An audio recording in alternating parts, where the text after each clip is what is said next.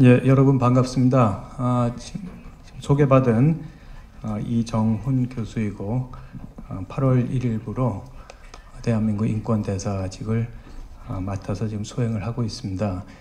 이 국제회의이기 때문에 진행 자체를 또 패널 멤버분들이 외국분들이 많이 계시고 하셔서 영어로 진행을 하고자 합니다.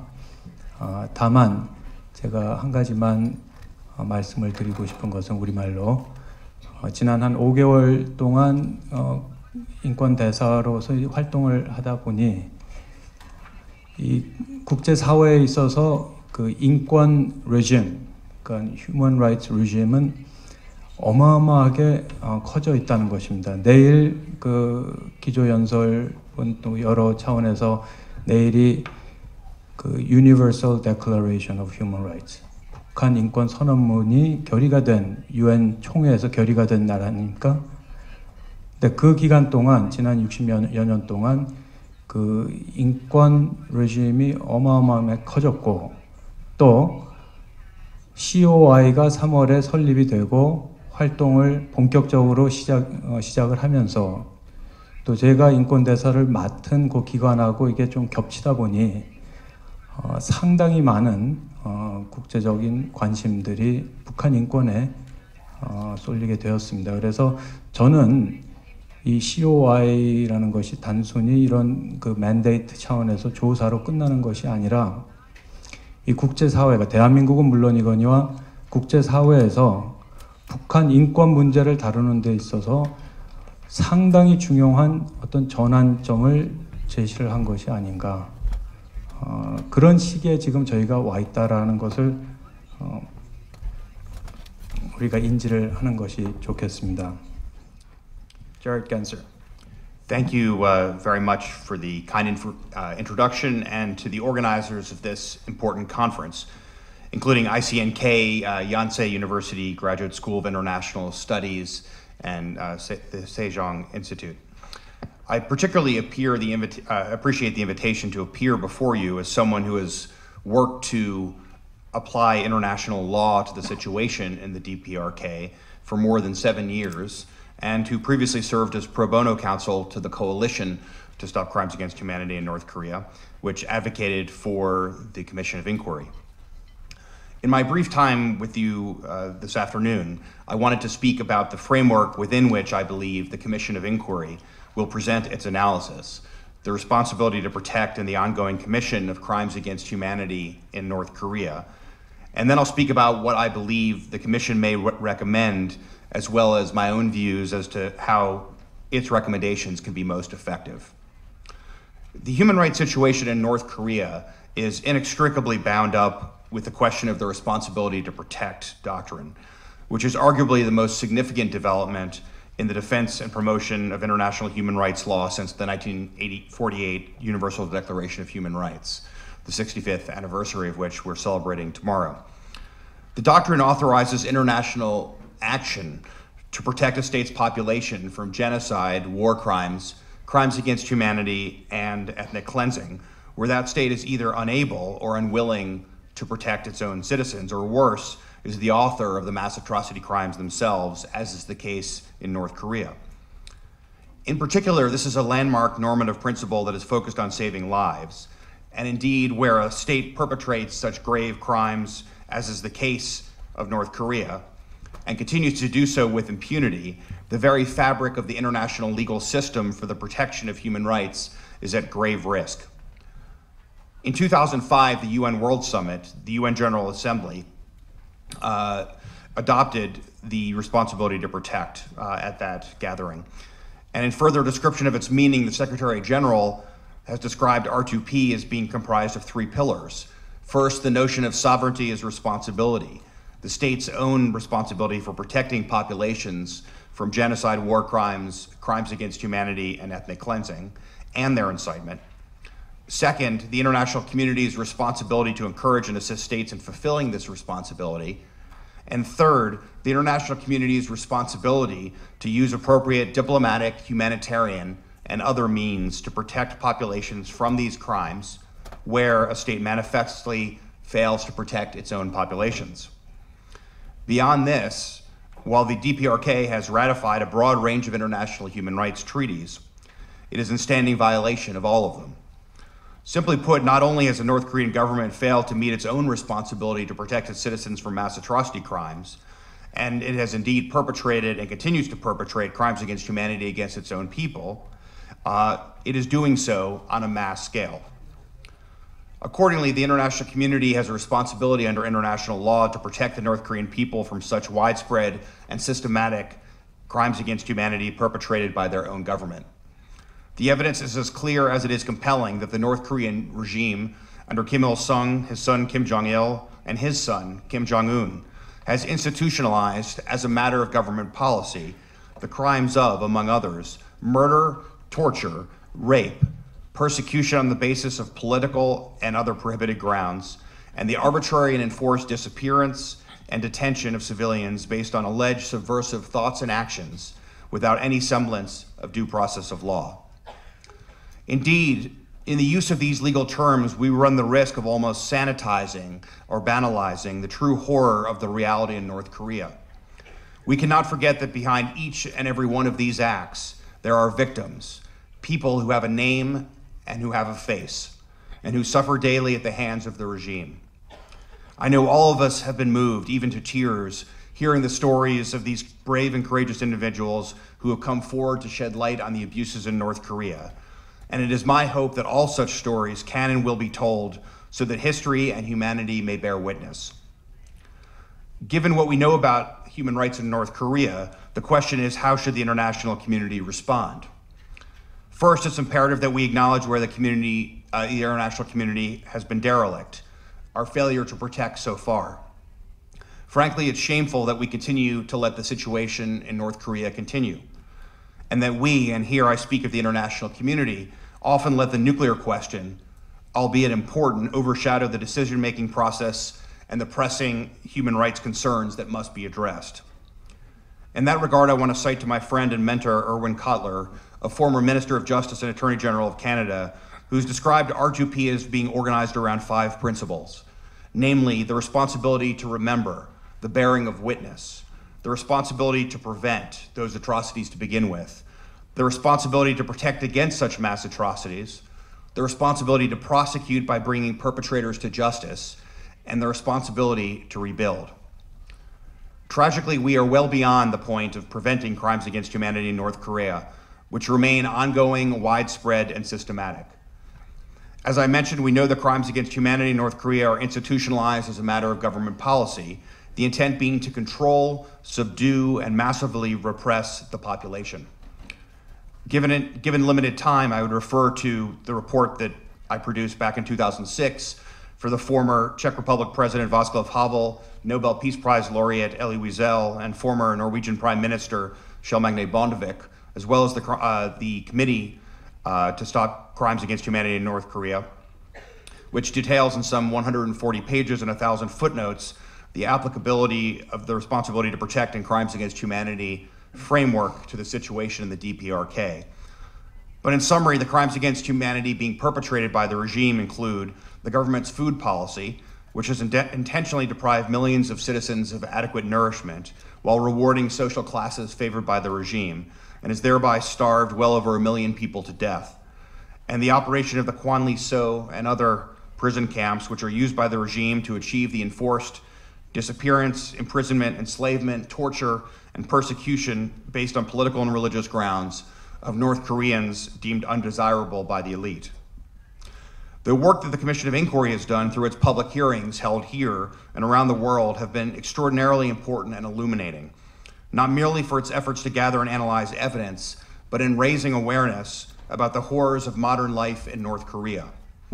That said, I still believe, as I did when the Commission began its important work, that the overwhelming weight of the evidence will lead the Commission to conclude that the DPRK has committed and is committing crimes against humanity directed against its own people. Thus, in my remaining time, I'd like to turn to what recommendations it may consider in light of its investigation.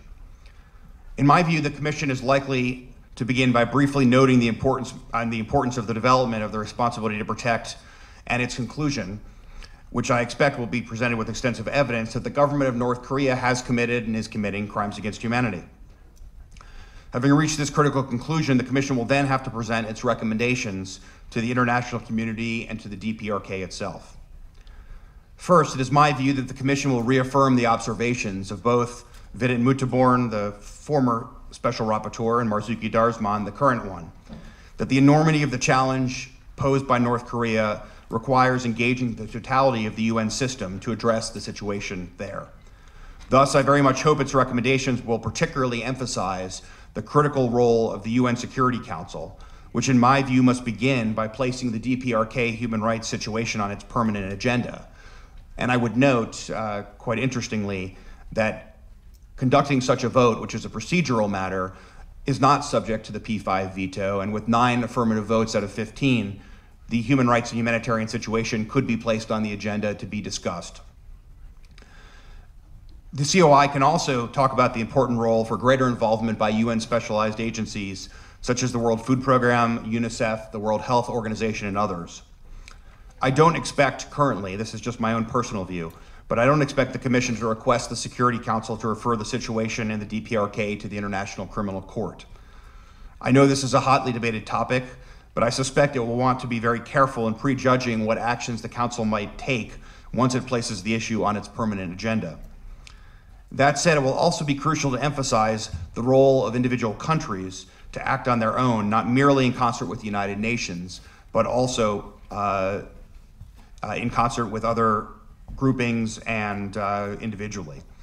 As an illustration, the failure of UN agencies to secure the budgets that they require from country pledges to support operations in North Korea is unsustainable. And of course, the Commission will also need to speak to the DPRK as to what it must do to change course immediately. Second, in relation to the depths of its recommendations, the Commission has been given a very wide terms of reference by the Human Rights Council. As a result, there are many topical areas that need to be covered, but given limited space in its report, I would personally suggest the Commission think about synthesizing, summarizing, and analyzing the evidence that it's gathered and related violations of law in a rather condensed format, and spend as much time as possible making specific and actionable recommendations across the terms of its mandate. In my experience, commissions of inquiry tend to do the opposite. They feel compelled to spend enormous time on the facts and what they've learned, rather than what it means and what should happen next. It isn't that such work isn't important, but rather that what I've heard over and over again from governments around the world is how little they feel can be done to address the situation in the DPRK, and that fundamental question has to be answered by the Commission. Lastly, there's a question of sustainability of the Commission's recommendations and fostering its ongoing efforts to address the situation there. In my view, it's critical that the Commission provide a roadmap for action and engagement by the international community that makes clear that the Commission's report is not an end, but rather a beginning of higher level engagement by the international community. Thus, I hope the Commission, as I mentioned, will press the Security Council to place the situation of the DPRK on its permanent agenda, providing a call to action that could be taken up by ICNK and various governments. I hope the Commission will recommend the creation of an official and permanent repository for information gathered by the Commission, as well as create a permanent relationship between the High Commissioner's Office and perhaps an academic institution here in Seoul that can not only preserve those records, but with additional funding and support, continue to gather evidence and provide an opportunity for victims to provide testimonials that can be permanently captured in the record of the Commission of Inquiry. And lastly, I hope that the Commission will also create a follow-up procedure coming out of its report to ensure that its recommendations are periodically revisited through the Human Rights Council, General Assembly, and beyond. In short, coming out of the Commission of Inquiry, it must be understood by the DPRK that the only way to ameliorate the international community's concerns is exclusively by engaging fully with the international community that would start by acknowledging and not denying the issues and ultimately results in substantial change in how the DPRK deals with its own people.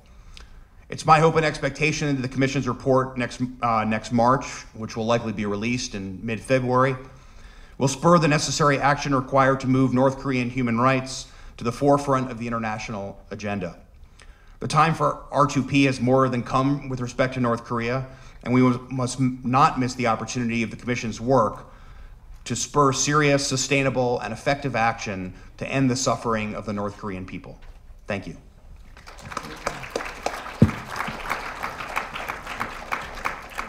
Thank you, Mr. Genzer. Mr. Genzer has put on the table much of the outstanding issues regarding the work of COI and also what might be expected of the COI, and also gave several excellent examples of what could possibly be done. The second presentation will be by Mr. Benedict Roger.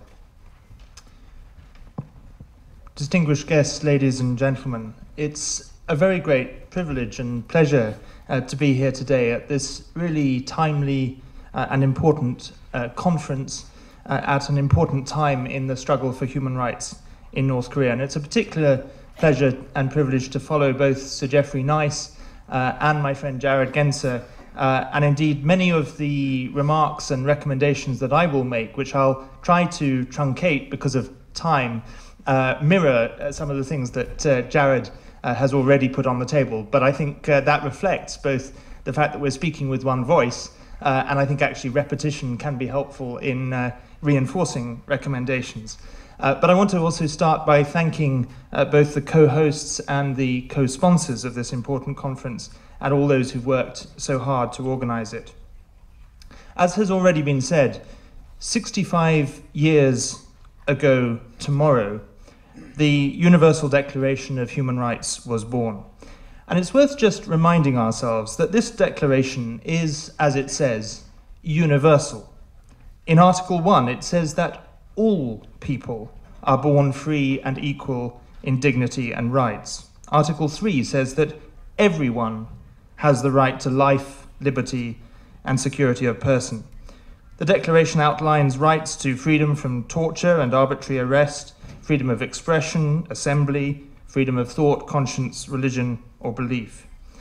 Nowhere in the world are these human rights more violated than in North Korea. Arguably, every single one of the 30 articles of the Universal Declaration is violated or denied in North Korea.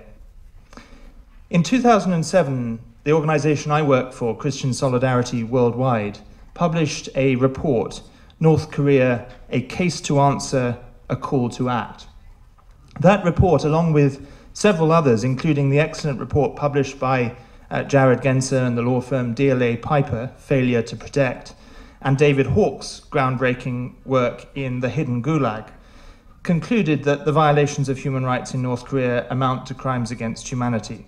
It's almost 7 years since we first called on the United Nations to establish a commission of inquiry.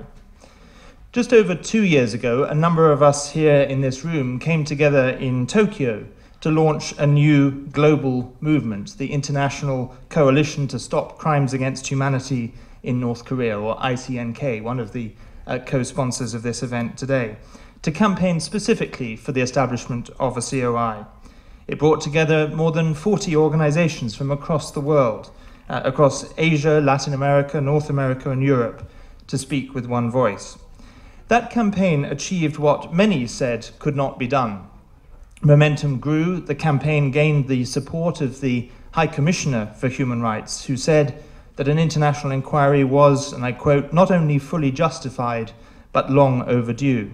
Several governments then began to publicly add their voices in support. And as we know, in March this year, the Human Rights Council voted unanimously to establish that COI, which, as we've already heard, has got well underway, has successfully, even before its conclusion, successfully shone a spotlight on the horrific human rights crisis in North Korea and drawn the attention of the world's media and policymakers to a tragedy previously so often overlooked.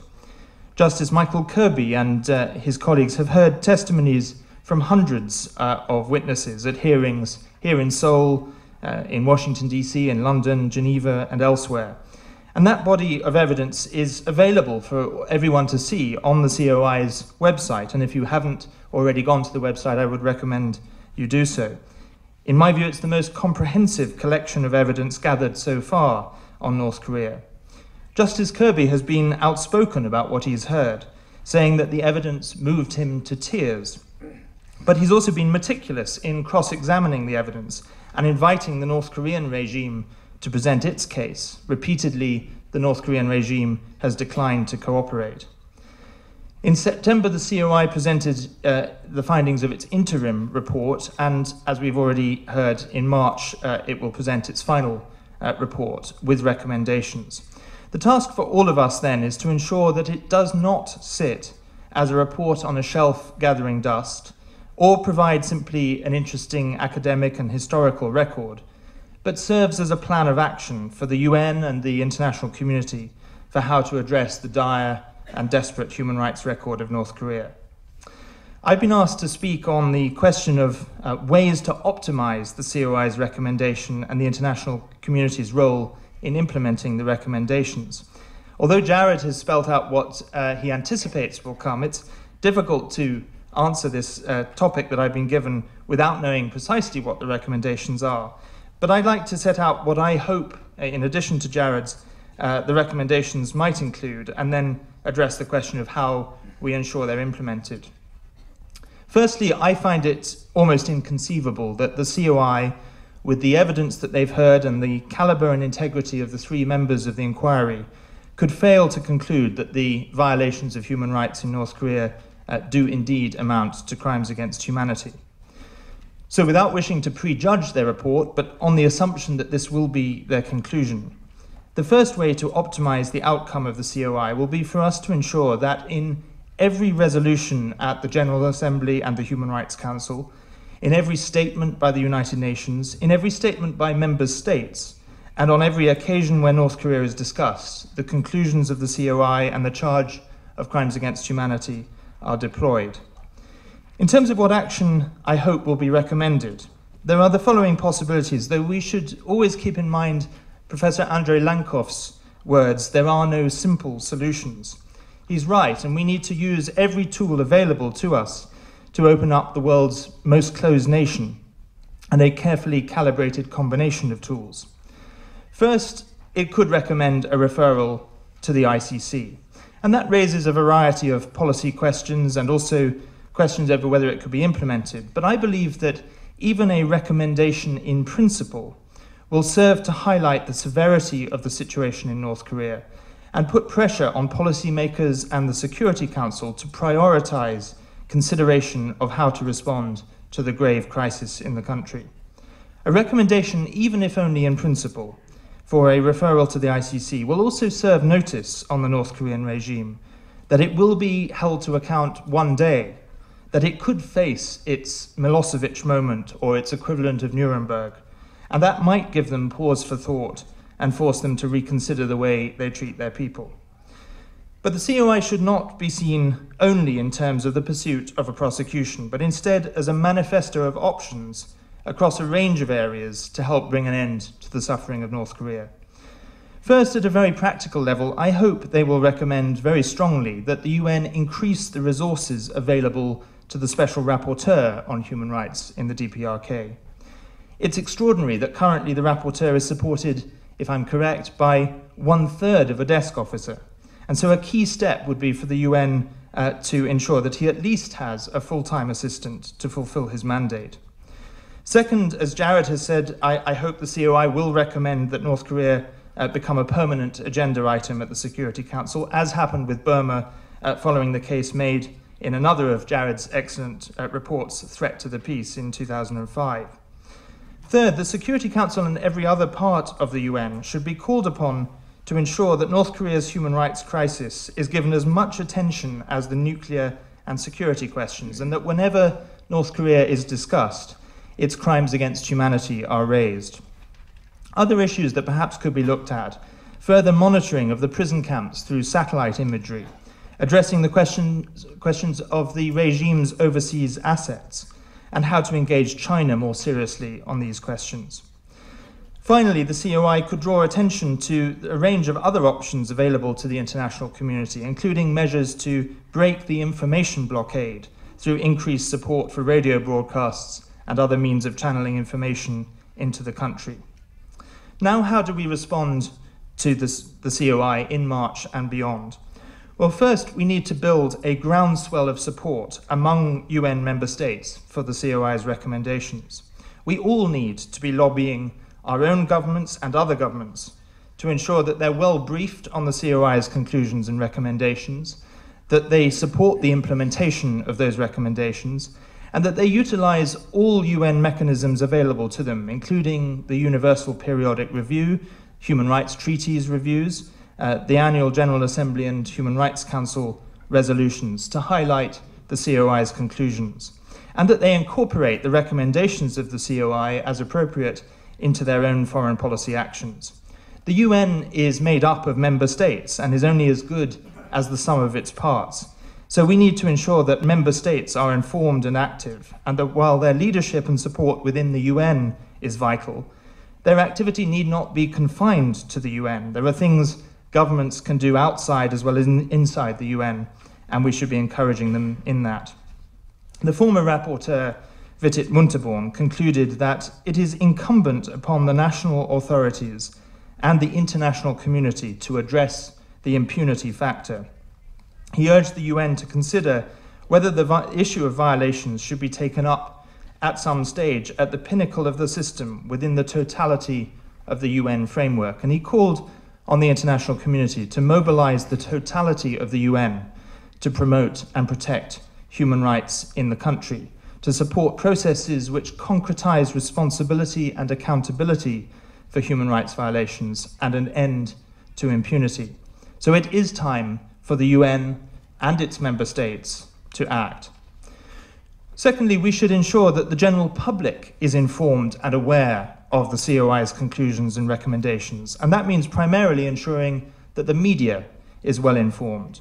In democratic societies, the best way to ensure that our governments act is to ensure that the public is informed and is pushing their elected representatives to act.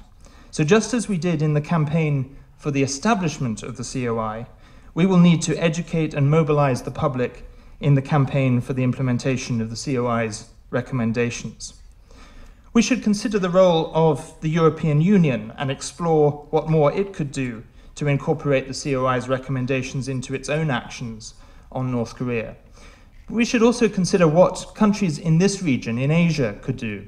Not just the obvious ones, North Korea's immediate neighbors, but also influential countries such as, for example, Indonesia. The Special Rapporteur himself is Indonesian, and Indonesia has a long history with North Korea. But Indonesia is now a leading democracy in the region, a leading voice within ASEAN, host of the Bali Democracy Forum, and an important member of the G20. So are there ways in which Indonesia could help?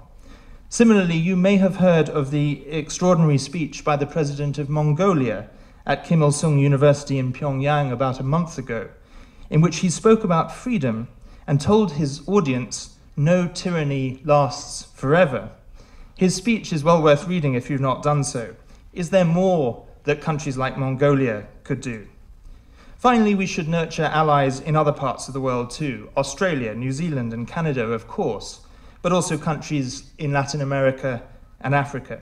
We must truly internationalize the issue of North Korea's crimes against humanity. As I draw to a close, I want to quote the words of Martin Luther King, who once said, "Injustice anywhere is a threat to justice everywhere." The international community must take those words to heart. Dietrich Bonhoeffer said, "We are not simply to bandage the wounds of victims beneath the wheels of injustice. We are to drive a spoke into the wheel itself." That is what the COI and the implementation of its recommendations must do, not only bringing short-term comfort, but contributing to the pursuit of long-term change, particularly an end to impunity in North Korea. Aung San Suu Kyi used to say, "Please use your liberty to promote ours," and that is what we must all do for the people of North Korea. When we published our report in 2007, we quoted Kang Chol-hwan, who we'll hear from this afternoon, I believe, later this afternoon, in the front of the report, who said, "If international justice is alive and if a global conscience exists, then we can no longer turn a blind eye to the devastation in North Korea. Not only in the prison camps, but all throughout North Korea, people are suffering through torture, public execution, and deaths caused by mass starvation. My parents, siblings, and friends, together with the majority of the people living in North Korea today, are all hoping for the international community to release them from the tyranny and starvation being suffered under the North Korean regime. Our work does not stop with the conclusion of the COI in March. In fact, one could say that our work has only just begun. Thank you very much.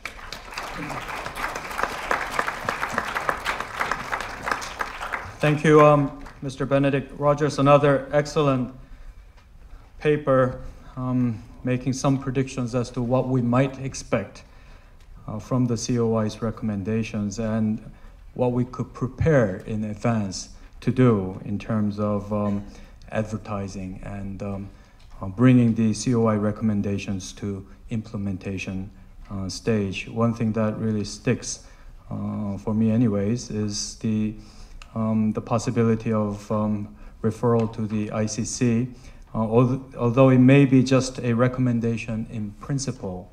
And I think this was earlier mentioned in the keynote speech as well. Just the fact that the perpetrators, the ones who are conducting these crimes, to have their names being mentioned at the UN level, particularly should that be at the ICC, that's a very, very strong factor, making them think twice before doing what they're doing again. So let's hope that that the COI can move the process to that level. The third presentation, we will hear from a Korean perspective. We have Professor 백범석. 안녕하십니까. 경희대학교 국제학부에서 국제인권법을 공부하고 있는 백범석입니다. 북한 인권의 실질적 개선을 향한 이런 의미 있는 자리에 같이 참석하게 되어 기쁘게 생각하고 있습니다. 오늘 저는 북한인권조사위원회의 최종 보고서의 성격, 의미 그리고 미칠 파장에 대하여 간략하게 저의 생각을 나누고자 합니다. 이미 몇 차례에 걸쳐서 언급하신 부분과 같이 지난 3월에 이제 유엔 인권이사회에서 채택된 북한 인권 결의를 기초로 해서 1년 임기의 북한 인권 조사위원회가 5월에 구성되었습니다.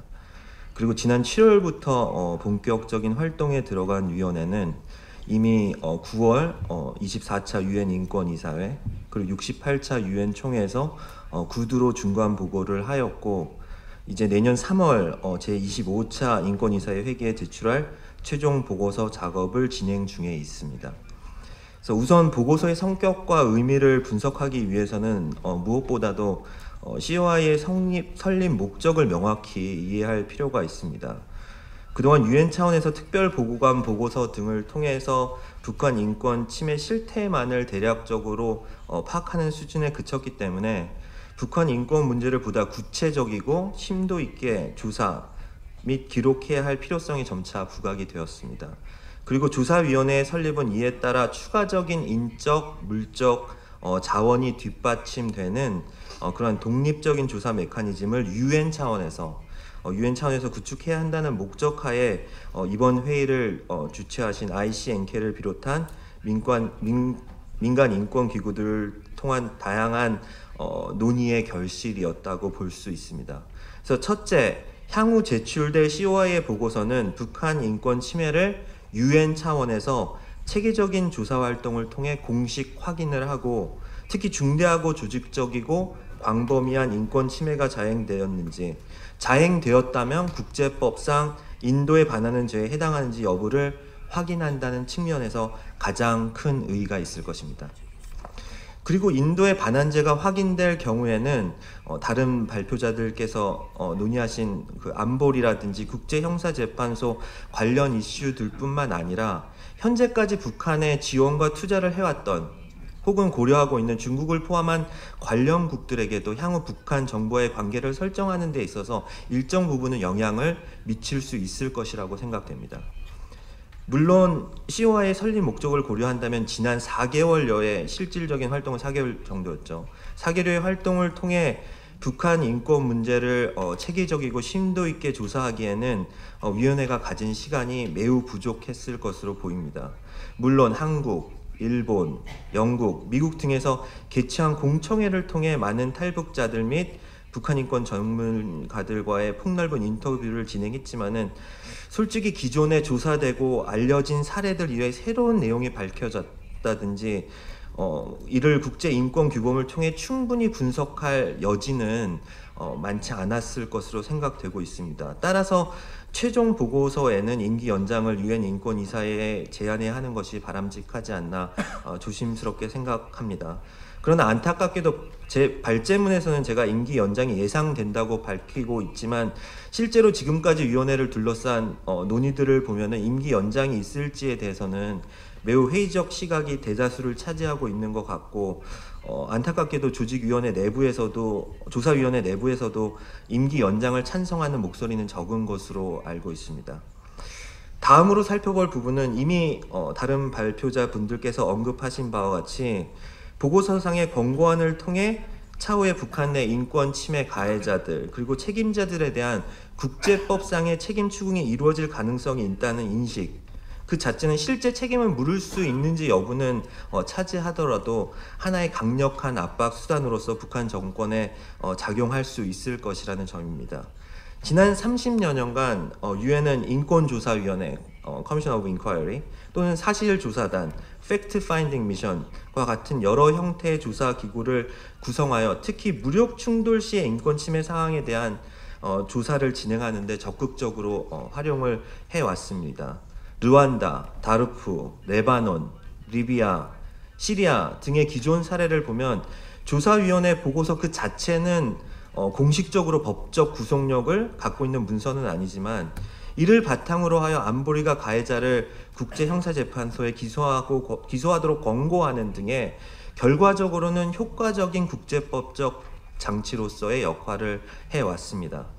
다시 말씀드려서 유엔 조사위원회들은 국제인도법 및 국제인권법 위반을 조사하기 위해 설립되었지 국제법 위반 범죄 가해자들의 책임을 묻기 위한 목적으로 설립된 경우는 거의 없었음에도 불구하고 사실 조사를 넘어서 형사 소출을 위한 근거로 실제 작용해 왔던 것입니다.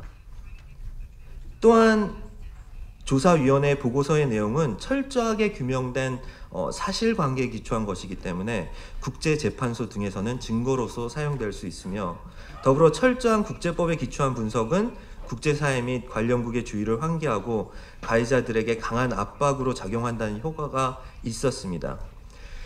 다시 말씀드려서 보편적 강제 관할권을 가진 국제사법기관이 부재한 현 상황에서 이러한 조사위원회 보고서는 국제사회가 국제인권법 위반 여부 및 책임에 대한 권위 있는 판단을 내릴 수 있도록 하는 효과적인 장치로 활용되어 왔던 것입니다.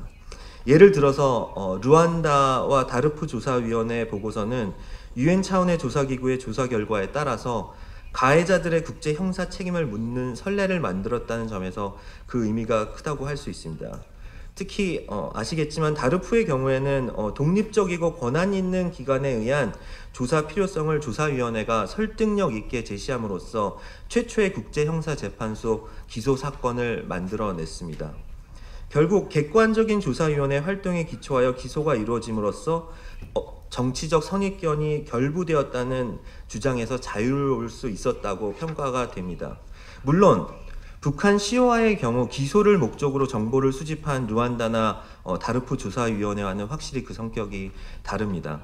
그러나 국제인권법 위반 행위가 벌어졌는지 여부를 구체적으로 조사하도록 위임 권한을 부여받은 경우 조사위원회가 최종 보고서를 통해 가해자를 적시하고 처벌할 구체적인 메커니즘, 예를 들어 ICC에 기소할 것을 권고하였던 과거 사례를 봤을 때 향후 북한 인권조사위원회가 내년도에 제출할 보고서가 미칠 파장은 그 의미가 굉장히 크다고 할 것입니다. 따라서 둘째, 보고서를 통해 책임 규명을 위한 북한 내 가해자의 개인 또는 조직의 이름을 확인하여 취합하는 것만으로도 북한 정부가 현재 자행하고 있는 중대하고 심각한 인권 침해에 대해 의식하게 만들고 조금이라도 물러날 수 있는 효과가 있을 것으로 믿습니다.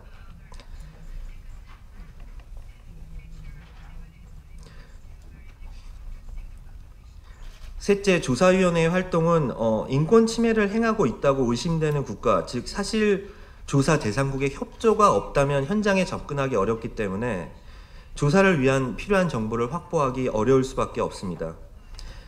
이는 조사가 시작되기도 전에 조사의 객관성 여부에 관련한 비난의 대상이 될 수밖에 없다는 문제점이 있습니다. 더욱이 현재까지도 북한 정부는 COI 활동을 강하게 비난하고 있고 향후에도 위원회에 협조할 가능성이 매우 낮다는 점을 고려한다면 향후 제출될 보고서에 대해서도 북한 정부는 같은 입장을 취할 것으로 예상됩니다. 그러나 과거 리비아 및 시리아 조사위원회의 경우 조사 대상 정부의 비협조로 인해 입국 자체가 거부되는 등 실제로 조사를 직접 수행하는 데 있어서 장애가 있었지만 위원회는 다양한 조사 방법을 동원하여 효과적으로 조사를 수행해 왔다고 평가받고 있습니다.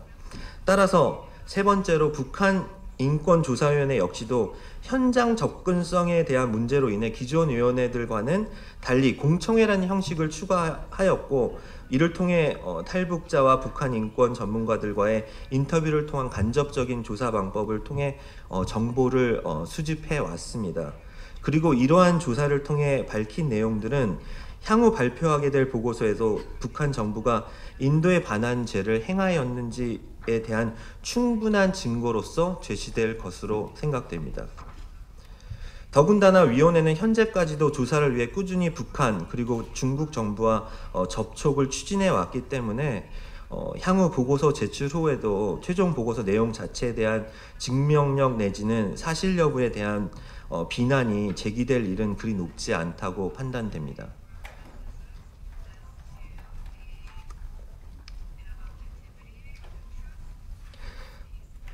네 번째로 COI 보고서는 향후 유엔을 비롯한 국제사회 차원에서 인권 침해에 대한 북한 정부 그리고 주요 가해자들에 대한 책임을 더욱 강하게 묻는 계기가 될 것이 자명합니다.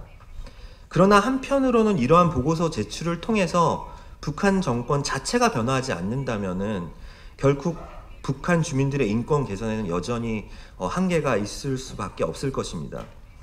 즉 북한 인권 문제는 책임자 처벌 및 정의 실현이라는 외부로부터의 변화 측면에서 분명히 접근해야 될 이유가 있는 반면에 여전히 인도적 원조라든지 투자, 교육, 교류와 같은 다양한 측면에서의 포괄적인 접근 방식 역시 필요하다고 보여집니다. 물론 이러한 접근 방식들이 북한 주민들의 인권 개선에 실제 기여해 왔는지에 대해서는 회의적인 시각이 여전히 많고 즉시적 효과 역시 미미하다고 볼 수 있습니다. 그러나 장기적 관점에서는 앞서 언급한 두 가지 방식의 접근법이 균형적으로 추진되는 것이 바람직하지 않을까 생각됩니다.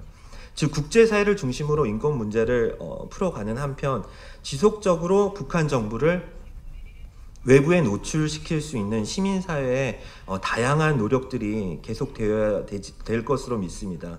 즉 민간 차원에서 주도하여 재개해 나갈 수 있는 분야들, 예를 들어 교육자원 지원, 질병 퇴치를 위한 의류 물품 지원, 문화교류 등은 비록 부분적일지라도 북한 정부로 하여금 자국의 상황을 노출시킬 수밖에 없도록 만들고 결국 북한과의 접촉면을 넓혀 나갈수록 북한 내부로부터의 변화를 가져올 가능성이 높다는 점 역시 이번 보고서 제출을 통해 특히 강조될 책임자 처벌 및 정의 실현과 함께 여전히 염두에 두어야 할 것으로 생각됩니다.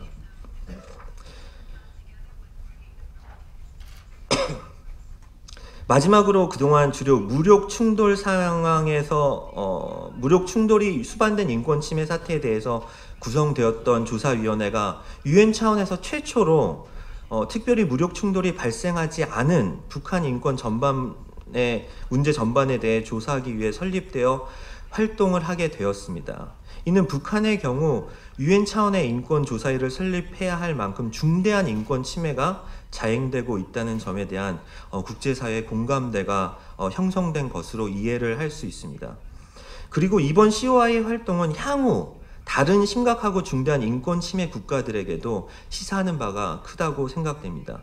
즉 위원회의 최종 보고서가 다를 내용들과 권고안이 실제로 북한 인권 개선을 위해 어떠한 효과를 가지는지 여부는 향후 다른 비무력 분쟁 상황에 있는 여러 인권 침해 국가들에 대한 UN 차원의 조사위원회 설립을 고려할 수 있는 시발점이 될 수 있다는 점에서 매우 중요한 의미를 가집니다.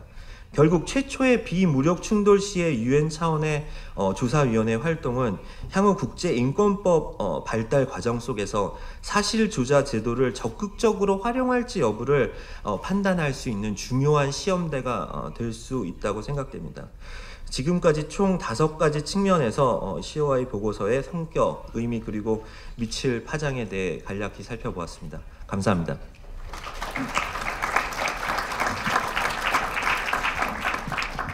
Okay, thank you, Dr. Park. We'll now proceed straight to the discussants. The first discussant will be Philip Dam. Thank you, and thank you very much for organizing this event, which comes at a very important moment, given that the COI members are currently meeting in Geneva to continue their work and certainly start discussing the recommendations that they are going to include in their report. So this is very timely. I've been asked to speak about the evaluation of the COI investigation and the potential follow-up to its report, and certainly an important evaluation is the impact that the work of Justice Kirby and the other Commission's members had in terms of trying to shifting the debate away from the traditional politicization that it had at the international level.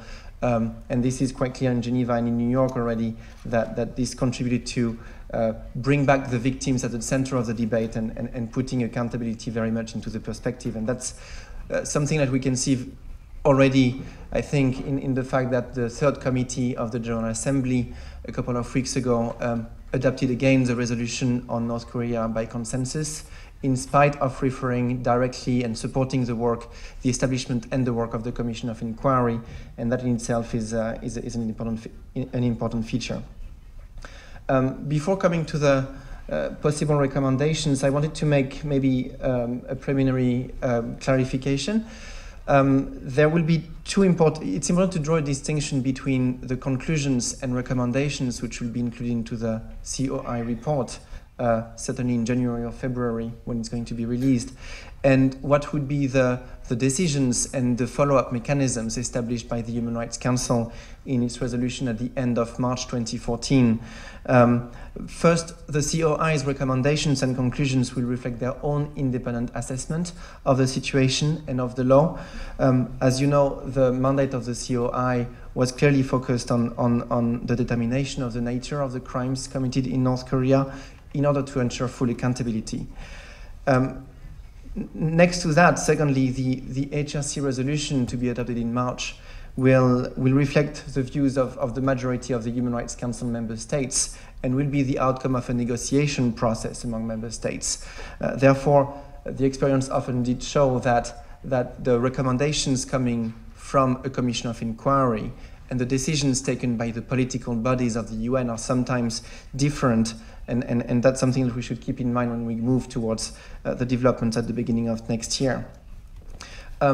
In the case of a number of past inquiries, one of the reasons why the COI recommendations and the political decisions were different were also because the political context has substantially changed between the end of the work of the Commission and the political decisions. That was the case for the Libya Commission of Inquiry, when actually the final decisions were taken by the Human Rights Council after the fall of the Gaddafi regime. It was also a similar case for the Commission of Inquiry on Côte d'Ivoire when the Gbagbo government had already been removed from power. And in those both cases, basically the political mindset which led to the political decisions at the Human Rights Council had substantially shifted. But the reality is that the conclusions of the work of the Commission of Inquiry on Côte d'Ivoire, for example, continued to be a reference which influenced the follow-up at the international level, even though they were not fully validated by the HRC decisions. In the case of North Korea, however, the conditions that led to the COI establishment have not changed. So we can expect that we would have a more favorable environment for the conclusions and recommendations of the COI to be politically better reflected hopefully, in the decisions of the Human Rights Council. A big question however, will be whether there will be enough political space to boost the decisions to be taken by the Human Rights Council. As you know, the membership of the Human Rights Council in 2014 will be much more difficult politically to maneuver than it was in 2013. Last year, we didn't have states like China, Cuba, or Russia sitting at the Human Rights Council. They will come back into the full-fledged membership of the Council on the 1st of January 2014. So we have to see how the political dynamics will play out and whether these quite conservative actors at the international level will be willing to flex muscles and launch a fight again in the preparation to the March session of the Council. So I think that it is important to know exactly where we want to take the North Korea advocacy forward. Even if the US does not always follow up on specific recommendations of COIs, the works of these teams of experts create often a very important political momentum which allow for increased attention to the situations that they are looking at. And therefore, our priorities should be not only to echo and support the recommendations that the COI is going to put forward, but also to look at what would be the necessary steps to combat impunity committed in North Korea and to address some of the worst abuses committed in the country. And therefore, regardless of the recommendations of the COI, we should ask ourselves where we are heading and what kind of potential alternative or intermediate steps should be taken by the Human Rights Council this year, but also in following years. So I'll try to elaborate a little bit around that, keeping in mind that most of my points have already been touched upon by the previous speakers. The first one is, of course, the need for continued increased UN engagement in terms of extensively documenting the abuses and the evidence of abuses committed in North Korea. As it was said, before the establishment of the Commission of Inquiry, there was only 1/3 of a staff person assisting the Special Rapporteur on North Korea. I think that the work of the Commission of Inquiry has really helped to demonstrate the necessity to continue the documentation effort and to continue gathering evidence even after the end of the mandate of the Commission of Inquiry, and that more than the current level of engagement will basically be necessary. So I think that in the future, the Office of the High Commissioner for Human Rights will have to prioritize its work on North Korea in spite of all the obstacles which are quite obvious. Obviously, the OHCHR could define itself its terms of reference for its future engagement, but I think that an explicit request in an HRC resolution would not only give a greater vision to this effort, but also would help gathering the necessary funding to make this happen.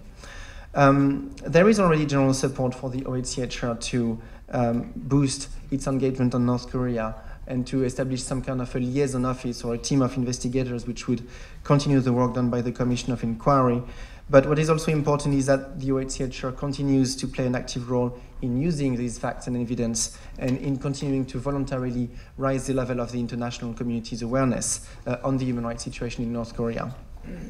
The second element, which has already been discussed, is of course how to ensure that there is greater engagement to hold North Korea accountable for human rights violations.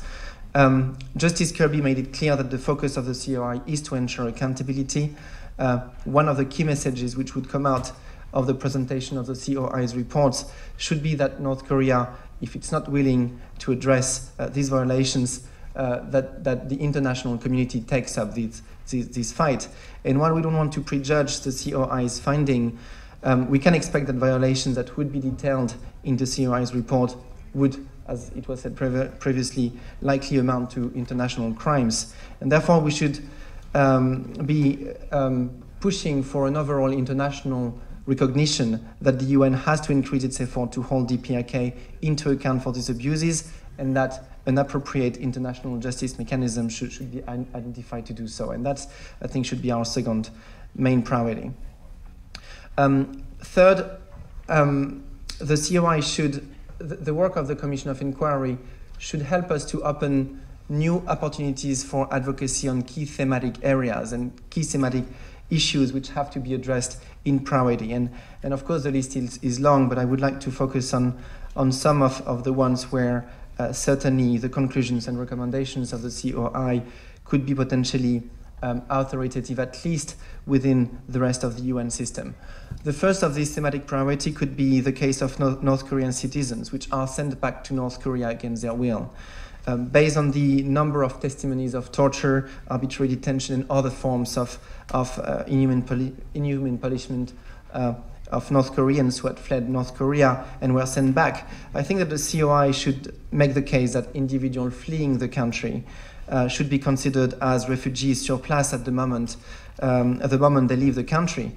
There should be made an equivocal recommendation that all countries should refrain from deporting North Koreans back, as well as a recommendation that they be granted protection and unfettered access to the asylum process. The COI should reaffirm the right to free movement and the right to everyone to leave any country, including his own, and to return, and the right not to return to this country. The second issue, which I hope the COI work would help to boost international advocacy, is the need to, is the question of political prison camps. The work of the COI will likely shed light on the atrocities taking place in these camps. The COI should also therefore recommend that the UN continues to monitor and expose the situation in these camps, and the COI should obviously call for the release of all those arbitrarily detained, and the HRC should definitely follow up on this call. And the third issue, which could be interesting for us to use as a key advocacy opportunity, is the situation of abductees and other foreigners kept in North Korea against their will. As noted above, the COI should reaffirm the right to everyone to leave any country and to return to this country. The COI should make a specific call for the UN and for the OHCHR to play a greater role in engaging the North Korean government to release abductees with the support of member states of the UN. After the COI would present its report, a UN-wide effort should be made to secure the release of those abductees. To conclude, it's also our responsibility as human rights advocates to foster the work of the COI much beyond simply the Human Rights Council and the General Assembly. One of the messages we should continue to address to all our interlocutors, and particularly diplomatic interlocutors, is the need to mainstream the issue of human rights in North Korea, as it was mentioned in the Security Council, but also in bilateral discussions with the North Korean government and with other actors. I would say, to conclude, that much more immediately, what we saw in New York and in Geneva when the Commission of Inquiry presented its report and debated its report with member states of the Human Rights Council and the General Assembly, is that the number of states participating in the debates is basically often the same. We have a number of Western governments contributing, but we have also a number of allies of North Korea contributing, but a number of states in the middle ground shy away from contributing massively to this kind of debates. And one of the action points that we could take, both in Geneva and New York, but also local NGOs here in Seoul should engage with the international community, would be to encourage as many states as possible to participate fully and echo the voice of victims when the report of the Commission of Inquiry would be presented in Geneva. And the focus for us and for you would really be to engage states like Indonesia and Thailand, as well as Latin American states such as Brazil, Mexico, or Chile, which should be supportive of a strong follow-up to the work of the Commission of Inquiry, and which should not remain in silence when finally an opportunity is created to voice these concerns. I'll just stop here and be ready to respond to questions. Thank you.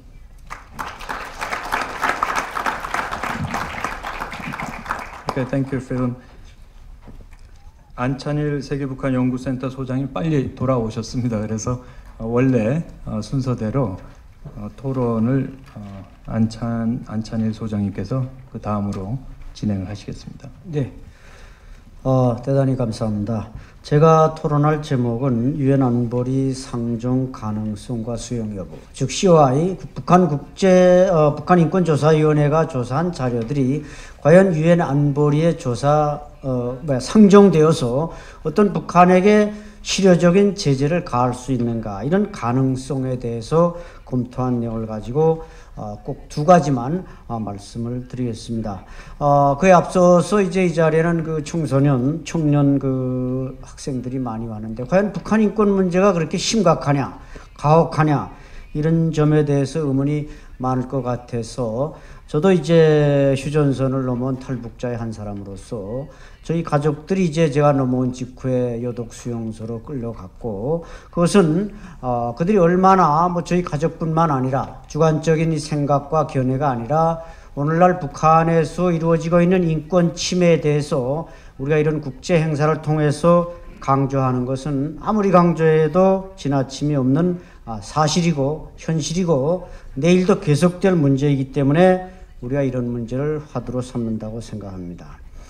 가능성 여부 첫째에서 우선 그 북한 인권 문제에 대한 조사는 주로 지난 8월에 이제 COI가 한국에 나와서 진행을 했습니다만은 탈북자들을 중심으로 해서 조사가 됐습니다. 왜냐하면 북한이라는 지역은 누가 들어가서 인권이 어떻게 침해되는지, 교도소가 어떻고 수용소가 어떻고 아무도 접근할 수가 없습니다.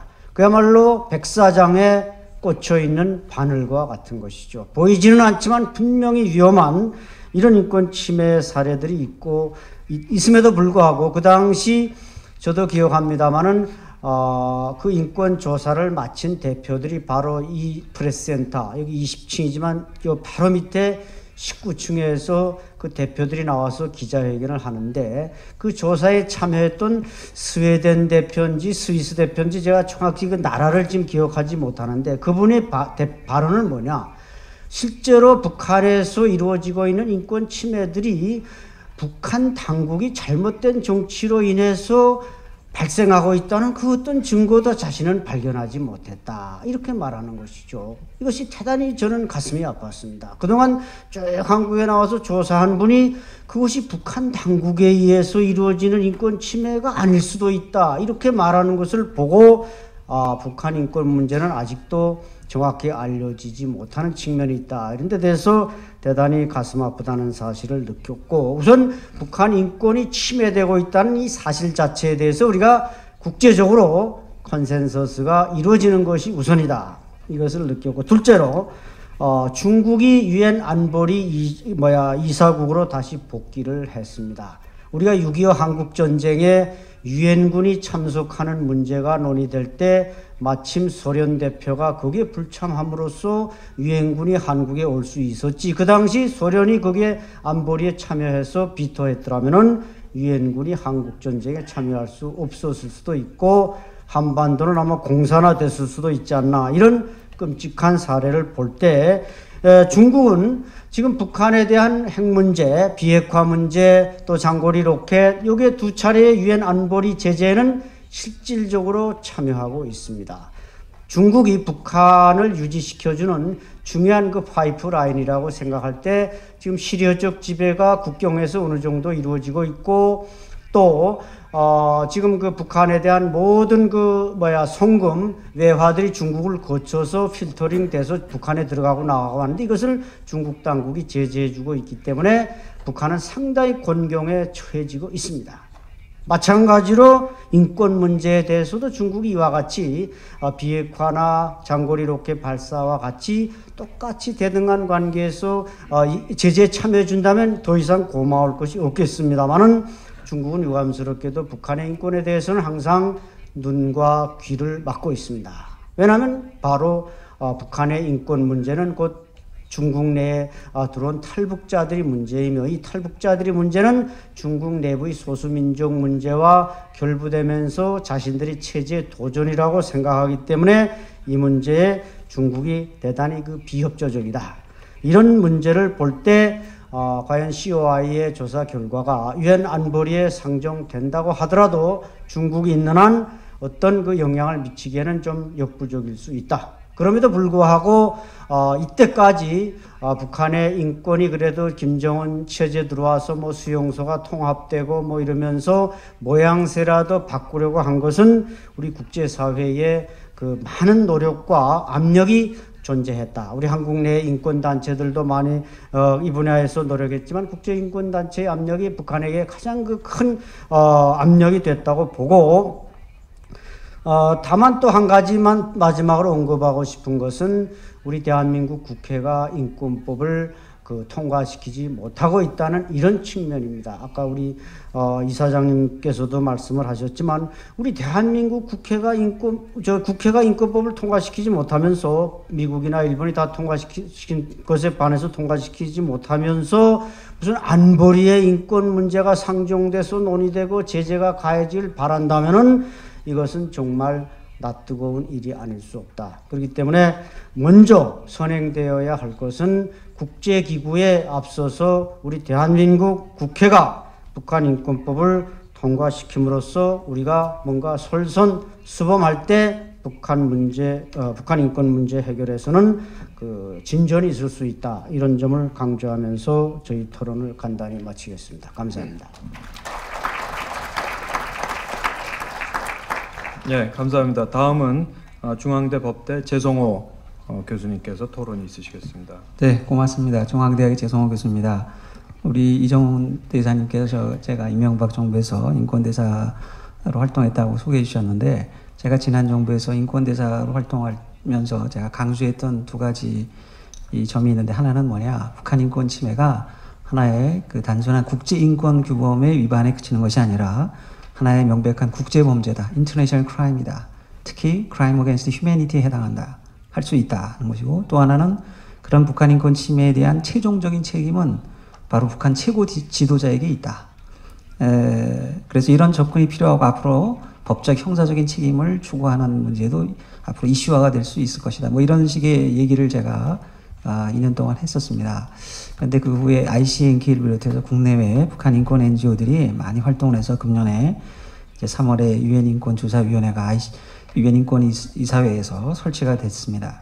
그래서 여러분들이 그 임무 또 활동 기간이라든가 구성 이런 건 다 잘 아시기 때문에 제가 생략을 하는데, 아시다시피 유엔 북한 인권조사위원회 활동 기간은 지금 1년으로 되어 있습니다. 그런데 이건 상당히 이례적인 것이고, 또 지금 아까 연장 문제가 나왔는데 금년 8월 말에 통일연구원이나 국제경고기관에서 주최한 국제회의가 있었는데 그 이튿날째 비공개 회의에서 에스더 램이라고 해서 유엔 인권 최고대표사 사무소죠. OHCHR에서 근무하고 바로 북한 인권 조사위원회를 지원한 인력이 여성분이었는데, 그분이 유엔 북한 인권 조사위원회의 연장 가능성에 대해서 회의적인 말을 했습니다. 그리고 북한 인권 조사위원회 활동은 이 북한 인권 침해에 대해서 ICC 제소를 준비하는 것이 아니라 북한 인권 침해를 근절하고 북한 단계에 또 경고하고 북한 인권 개선 증진의 목표를 두고 있다. 이런 얘기를 하는 거였어요. 그래서 이거 우리 국내 북한 인권 NGO들의 기대랄까, 기대치랄까, 바람과는 좀 거리가 있는 것 같다. 이런 제가 그런 이미지 인상을 받았는데, 지난달에 또 지네바를 방문하고 돌아온 우리 김태훈 변호사 전 국가인권위원회 위원께서도 이 유엔 인권 최고대표 사무소의 고위 관리들과 이 얘기를 해봤더니 이게 좀 연장이 쉽지 않겠다. 이런 얘기를 했어요. 왜 그런가 했더니 제가 52페이지에 보면은 6개의 유엔 조사위원회의 그 사례를 표시해놨는데 여기 기간은 없습니다. 제가 18일 날 우리 NDI죠. 국가발전연구 거기에 발표할 때 제가 그게는 좀 자세하게 했는데, 수단 다르푸르의 경우에 조사위원회 활동은 3개월이었고 그 다음에 리비아는 6개월이었는데 임무가 1회 연장되어서 1년 동안 활동했습니다. 그리고 레바논, 동티모르, 코트디부아르 전부 3개월이었어요. 그러니까 전부 유엔 조사위원회 활동은 1년 이내였는데, 다만 예외적으로 시리아만 2011년에 조사위원회가 구성이 돼서 1년 임기로 활동하고 또 다른 사건이 발생해서 2차례 연장을 했습니다. 내년 3월까지인가 활동해서 3년 지금 임무 수행을 하고 있어요. 시리아의 경우는 내년 3월에가 또 연장될지는 두고 봐야 됩니다. 그런데 여기의 특징은 뭐냐? 전부 무력 충돌의 상황이었다 이거죠. 그래서 집단 살해라든가 전쟁 범죄라든가. 그런데 우리 북한의 경우는 전쟁이나 무력 충돌이 발생하고 있지 않잖아요. 비무력 충돌의 상황에서 1년이라는 조사위원회의 활동 기간을 보장해 준 것은 그만큼 북한 인권의 침해의 그 중대성, 심각성을 국제사회가 인식한 것이다. 뭐 그런 거는 인정할 수 있겠죠. 그 외에도 지금 1년 자체가 이례적인 것이 뿐만 아니라 예산 문제, 비용 문제도 있습니다. 3인의 그 조사위원도 있고 10명의 실무 인력 지원도 있고. 그리고 내년부터는 지금 중국, 러시아는 지역별로 지금 경쟁 없이 지금 다시 인권이사국으로 복귀합니다. 그리고 지금 쿠바, 멕시코, 이집트도 지금 다시 돌아올 가능성이 있어요. 이게 상당히 인권이사에서 지금 이 연장하는데 부담이 있다는 것입니다. 이런 상황에서 내년 3월에 이제 활동이 끝날 경우에 이제 권고안, 최종 보고서가 제출될 것이고 그 보고서 안에 권고안이 포함이 되는데 이 권고안의 내용이 중요하다는 것이죠. 이 권고안의 내용에 저는 유엔 안보리의 이 주의를 환기하고 그 다음에 적극적인 개입을 촉구하는 내용이 반드시 들어가야 된다. 그리고 또 북한 인권 침해에 관련해서 어떤 상황은 반인도 문제에 해당된다는 걸 적시를 하고 이러한 국제 형사 책임을 추궁하는 노력이 앞으로도 계속되어야 된다. 이런 얘기들이 들어가야 된다고 생각합니다. 그 다음에 안보리가 개입을 하고 활동하려면은 그냥 인권 침해 이거 갖고는 안 돼요. 지금 북한에 지금 무력 충돌이 진행되고 있지 않기 때문에 국제 평화와 안전에 대한 위협, 파괴, 국제 평화 안전에 대한 위협이 되고 있다고 하는 것을 부각하고 연결을 시켜야 됩니다. 그러니까 다시 말하면 지금 국제사회에서는 북핵 문제에 관심이 있는데 북핵 문제는 안보 문제고 국제평화 안전의 위협이죠. 이 북핵 문제의 발단은 결국 북한의 수령 독재와 인권 침해, 이 조직적인 인권 침해와 긴밀한 연관이 있다. 이런 걸 연결을 시키는 논리 구성이 필요하다는 것이죠. 그렇게 해서 안보리의 주의를 촉구해야 됩니다. 그러나 안보리가 그런 권고를 받았을 때 권고를 받아들여가지고 즉각적으로 어떤 활동을 개시할지는 그건 좀 굉장히 불투명하다. 다만 이제 뭐냐면은 안보리에서 활동을 하려면은 결국 중국, 러시아가 있고 말이죠. 이게 거부권이 작동할 수 있잖아요. 그러니까 그를 극복하려고 하는 이 과제가 지금 있고 설령 안보리가 태클을 해서 이 문제를 다루더라도 당장 말이에요. 북한 인권 침해를 ICC로 가져가는 거 중국 굉장히 반대할 겁니다. 그러니까 쉽지 않아요. 그래서 근데 우리가 뭐냐면 안보리에 만약 갔을 때 안보리도 그 자체의 COI를 또 구성할 수 있어요. 그래서 우리가 좀 중장기적인 그 호흡을 갖고 안보리에 가져가는 방안을 강구하되 또 안 될 경우에는 우리가 여러 가지 또 방안들을 강구해야 됩니다. 제가 여기서 다 흘리면 18일 날 얘기할 게 없기 때문에 다 얘기할 수도 없고 다만 이제 내년 5월인가 내년 5월인 것 같아요. 2차 북한 인권 UPR이 지금 예정돼 있습니다. 그때 내년 3월에 유엔 인권이사회에서의 국제사회의 그 대응 인권이사회의 어떤 결의안이 나오는데 그에 대해서 북한 인권 UPR을 통해 가지고 우리가 북한 인권 문제에 대한 심각성 를 부각을 시키고 공론화하고 문제를 계속 가져가야 된다 하는 것이고 어쨌든 이 COI 제가 이제 이 권고안의 국제법 효력을 또 얘기하다고 그랬는데 요거는 뭐 제가 52페이지 한마디로 얘기하면 COI가 최종 보고서에서 담을 권고안의 내용은 이게 legally binding effect가 없습니다. 이거는 법적 구성력이 없고 권고적 효력을 갖는 것이죠. 그래서 안보리나 인권이사회는 구속되지 않습니다. 근데 ICC도 가려면은 인권이사회가 한다고 해서 ICC가 갈 수 없는 게 안보리가 나서야 되잖아요.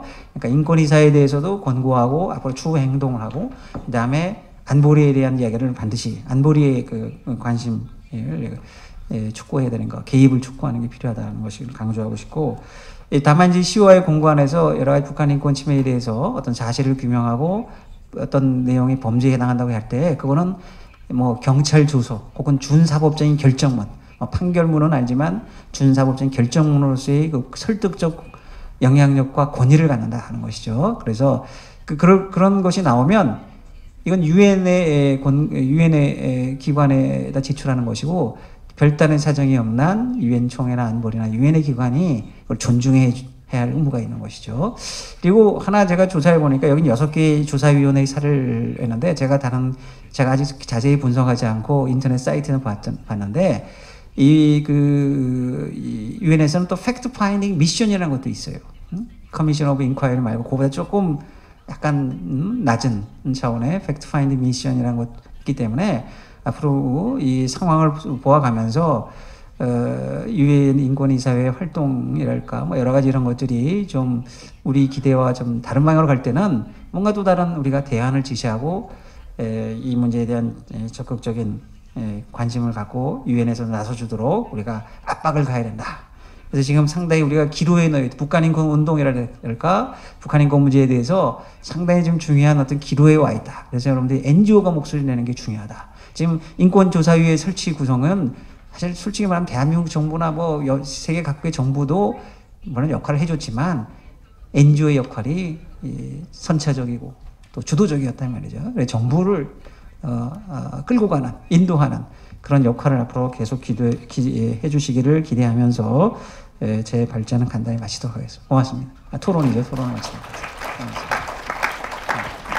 예, 감사합니다. 최성호 박사님께서 특히 이 COI의 국제법적 효력 또 이 ICC로 제소하는 것이 그렇게 간단하지는 않다. 그렇기 때문에 우리가 여러 차원에서 준비를 해야 되겠다라는 그런 지적이 있으셨습니다. 나중에 종합 토론할 때 다시 우리가 돌아올 수가 있겠고요. 마지막으로 오래 기다리셨는데 우리 고려대학교 이신아 교수님께서 마지막 토론을 하시겠습니다. Thank you very much, the Chair and Ambassador Lee. Well, I was asked to talk about how to strengthen UN human rights mechanism, and then how that can be applied to the COI DPRK. So if I just briefly mention about the historical development of the UN human rights mechanism, well, we can say how to promote and protect human rights include, number one, political action by country involved, and then the number two, legal institution and mechanism at international level, including the UN. And then third, national human rights institution and action plans. And then number four is a human rights NGO. As the Professor Che has mentioned, the human rights NGO is obviously one of the very important the actors when it comes to promote and protect human rights. And roughly speaking, the UN human rights mechanism can be divided into two. On one hand, conventional mechanism, what we call treaty, the bodies, that was a treaty-based system through legally binding human rights treaties. On the other hand, extra-conventional mechanism, what we can call charter-based bodies. So UN Human Rights Council can be one of the prime example. And in interest of time, I don't think I will have a time to look through everything. So if I briefly mention in my note here, that not only Human Rights Council that have like OCHA and International Tribunal and the hybrid or mixed tribunal or International Criminal Court can be regarded as one of the major UN bodies working on the human rights. And some of our panelists has mentioned one of the strengths for UN Human Rights Council was they do have a universal periodic review that is avoid the selectivity and partiality. For that, all state human rights situation should be periodically reviewed. And the COI that we are mentioning today is one of the main achievement what the UN Human Rights Council established. So that the currently DPRK in Syria COI is functioning, but not only that, we can having some kind of lesson learned from the previous cases like Darfur and Syria and East Timor. You know, although over the past 3 to 4 decades, UN seems to be working very hard to promote and protect the human rights, there are definitely limitations that require the further task. So if I just briefly mention something, number one, no matter how beautifully and how earnestly we are making some kind of UN human rights mechanism or any kinds of the investigation activities, unless the individual government making obligation for that, it is extremely hard, if not impossible at all, to do the things happening. So that how to respect, not violate human rights, and how to protect, how to prevent human rights violation by others, and how to fulfill, take positive action to ensure the full enjoyment of all human rights by all people. How those things can be integrated into the government obligation is always a big task for us. Number two, well, how to attract high-level officer is very important. We mentioned about UPR. You know, to get something happening, those UPR should have attraction from high-level officer. In that sense, our presenter, Mr. Genjer, has mentioned high level of engagement by the international community is the key factor to making UN mechanism, human rights mechanism working. And then third, maybe hybrid and mixed tribunal is very important.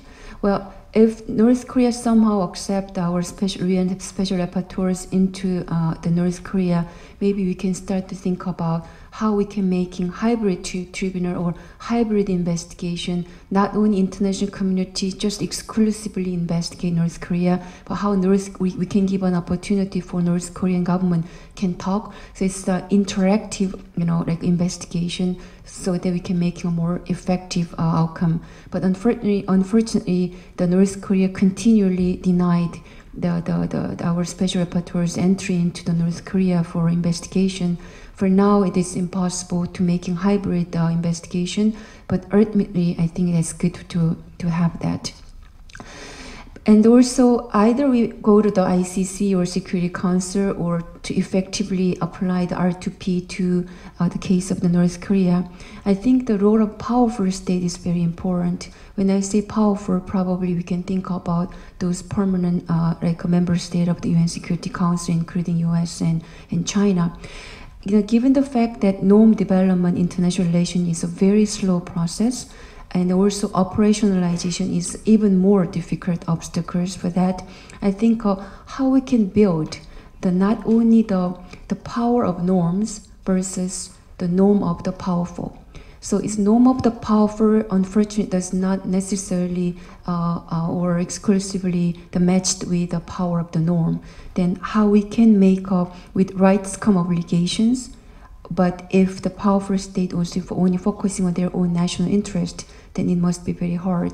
So if we can if we don't have any kind of universal or agreement on the power of a norm, instead many other countries start to criticizing the norm of the powerful, then it is extremely hard for us to having some penalizing North Korea's human rights the violation, and that will give us some excuse for North Korea to criticizing us as a politicized the human rights issues. So having said that, if I can briefly touch upon the COI DPRK, as several other panelists today has mentioned, I also want to value COI and DPRK is the first test case to investigate human rights violation in a country with non-armed conflict situation. So if we do making some kind of fruitful outcome out of this, I think that can be one of the very momentum for us to think about not only the human rights violation in times of the violent conflict, but also any types of the human rights violation which is equivalent to the crime against humanity should be investigated by the international community, because that is one of the key issue for responsibility to protect as well. And as you all know, the Michael Kirby chair has mentioned about there are 9 types the crime or human rights violation in North Korea, and I put it in the note so you can have a look. And there probably we have to call for follow-up action by the international community and accountability of North Korea authority. But as I keep mentioning, unfortunately, North Korea keep denying that they're happening, but not only that, but they just continue to deny the UN Special Rapporteur's entry into North Korea. So for that, probably we can think about what kind of lesson we can learn from previous COI activities, such as in Darfur, Syria, Libya, and Lebanon, and East Timor, and Cote d'Ivoire, although in their case it's the kind of the COI operating in times of the violent conflict. And then how we can think about or how to respond to North Korea's response. They criticizing this kind of activity for slander, evidence fabricated and invented by forces hostile to North Korea, or totally and categorically reject the COI. And they just simply no reply to COI's invitation to provide hard evidence to refute any of the testimony. So how we can make international consensus to do something is kind of the big task. For that, I think China's position is very important.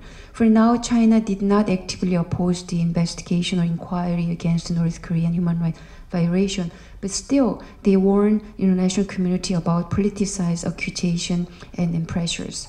For that, I would like to mention about R2P what Jared Genser was nicely elaborating for the possibility of the application of R2P to North Korea. If I can give my answer first, in brief, I think it must be very hard, and we have to be very careful to apply R2P to North Korea.